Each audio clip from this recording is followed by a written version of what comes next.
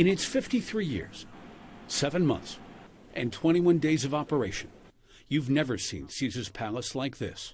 Like every other resort in town, the coronavirus has done what a terror attack and a Great Recession could not: close the joint up, following the governor's order last week to shut down. Gary Selesner is Caesars president. It's surreal, and it was very sad. You know, casinos are places of light and color and energy, and they're not places that are dark and quiet. Which is what Caesars is now: dark and very quiet. And nowhere is that more jarring right now than the sports book. The screens are pitch black. This would be March Madness, and this place would be stuffed right now with customers. And that's where I met Sean McBurney, Caesars Palace's general manager, who talked about the mechanics of shutting down. We didn't have a manual for how to close a casino in Las Vegas. That's not something we anticipated ever needing to do. We quickly moved to take the cash out of the slot machines, deposit it to the cage, take the cash out of the cage, deposit it into the banks, close the restaurants, close the hotels, and then look at our inventories. Those inventories right now are lifelines. Monday, we met Gary Selesner at UMC as he donated a truck full of supplies like masks and gloves.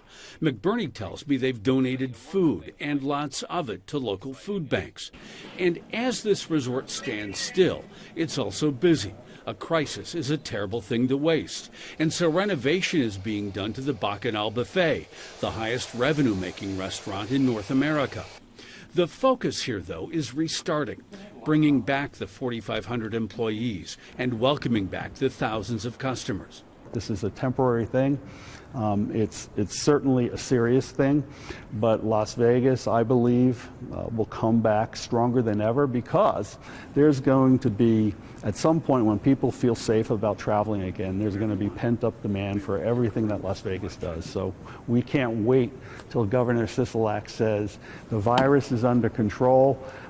Please open your facilities. That'll be a fantastic day for all of us. It's kind of overwhelming. It was kind of just like everything got snatched from us in a second. For Mia Kaufman, a senior at Coronado High School, it feels like everything she and her classmates worked for is just slipping away. No prom, no spring break, we don't even know if we're going to get a graduation. Also at risk, Mia had earned the distinction of becoming one of 25 valedictorians in her class. I mean, ever since I was a kid, all I've been working towards is, getting straight A's, being valedictorian, and being able to be the one to give that speech at graduation. As she sits at home writing a speech she may not give, the coronavirus pandemic helps her reflect on both the good and the challenges faced by the class of 2020. What we've been through, what hopefully we'll continue to do. Right now, Clark County School District students are receiving assignments at home through Google Classroom, but there's still a lot unknown. There's no deadline, nothing's being graded. And according to CCSD Superintendent Dr. Jesus Jara, 7,000 seniors don't have enough credits to graduate, but he says he's working on a plan. So we can start at least doing credit recovery or continue credit recovery for the students so they can graduate. So that is utmost of my priority at this point. For Mia, an honor student and cheerleader, there's still that last 3 months and we never quite got to close the door on.